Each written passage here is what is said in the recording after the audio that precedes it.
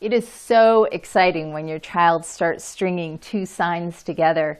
You know, they'll be signing grapes, please, or doggy eating. And you're thinking, wow, they're just actually speaking in sentences. And, you know, a child of the same age who doesn't have the advantage of knowing sign language, they're just pointing to things and they're trying to communicate, but it's so non-specific, it's not helpful. Children really want to communicate. They have so much to share, and you are truly giving them a wonderful gift, and to yourselves a wonderful gift, by using baby sign language. So to help you along in your efforts, I want to give you some more signs that are sort of everyday signs that I think will help you. So here's the sign for hurt. You're taking your two index fingers, bringing them together and sort of twisting them in opposite directions. And so if you hurt your knee, you sign hurt. Or if it's your head, hurt. Or your nose, hurt. An awful lot of the time we're trying to tell kids to be gentle. Be gentle with their toys or an animal or their brother or sister. And it's kind of like almost gently petting your hand. Be gentle, gentle.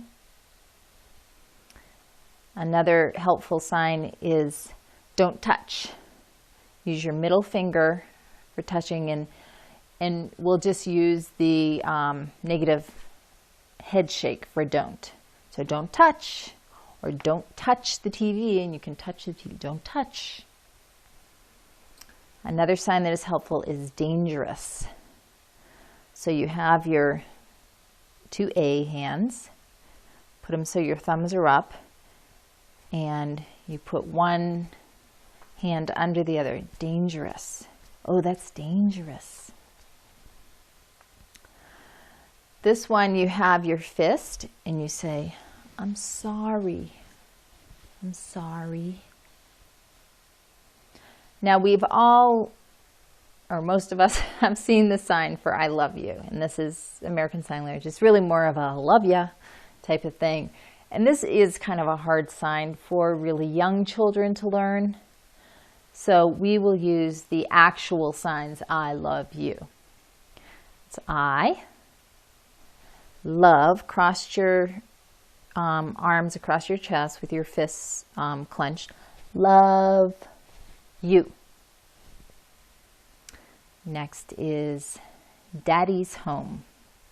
We use that a lot. Daddy's, and then home, so you have daddy. Home, you bring all your fingertips together and you're going to touch near your mouth and then closer to your ear. And the original sign comes from eating, sleeping. That's home. But over the years it has become home. Daddy's home. Okay, now change. You have your two hands sort of in the A position, and one is on top. You sort of turn them and the other's on top. Change diaper. Change diaper. Next is bottle. It's that A hand again. Bottle. Again with the A hands. You're going to go like this, rub up and down on your chest. Bath. Time for a bath. Next is please. You're going to use a flat hand and just sort of rub in a circle. Please. And this is a sign for cup. You have like a C hand. It's what you would probably gesture even if you didn't know sign language. Cup. Next is thank you. Thank you. Your arm comes way forward. Thank you. The next sign is good. And the real sign has your non-dominant hand in front of you. Good. And you bring it to that and it hits. But as you will find, if you don't already know, you rarely have the use of both hands. So if you cannot have this hand up to show good, you can also just shorten.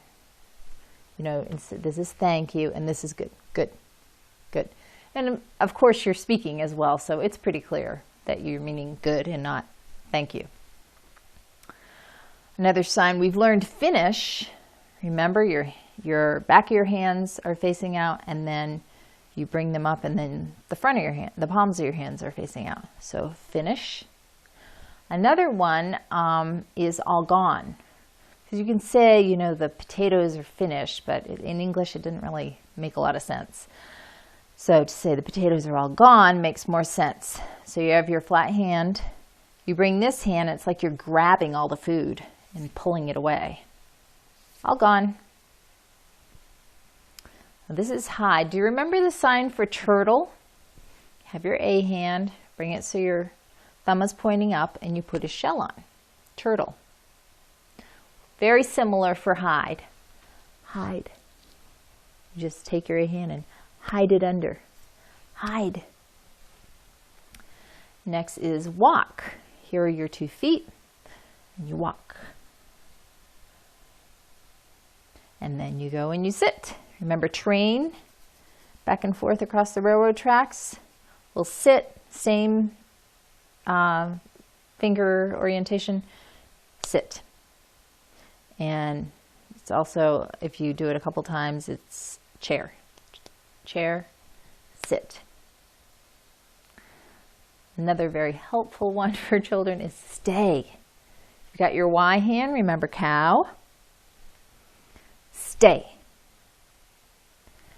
And lastly, we have where. There are the WH words, the question words, who, what, when, where, why, how.